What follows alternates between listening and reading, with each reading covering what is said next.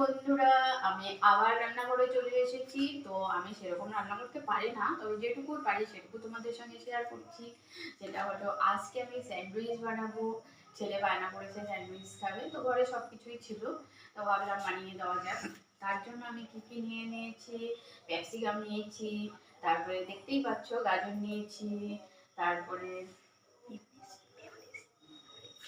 Mayonnaise নিয়েছি, তারপরে soya sauce নিয়েছি, তারপর চিজ নিয়েছি। এরপর আমি কিভাবে বানাচ্ছি সব তোমাদের সঙ্গে শেয়ার করব। পেঁয়াজ দেবো, তবে পেঁয়াজটা এখনো নেইনি, নেবো। তো যখন বানাবো তোমাদের সঙ্গে সব কিছু আমি শেয়ার করছি, তোমরা আমার সাথে থেকো। তো দেখো বন্ধুরা, সব কিছু আমার নিয়ে নিয়েছিলাম, সেগুলো কাটাও হয়ে গেছে।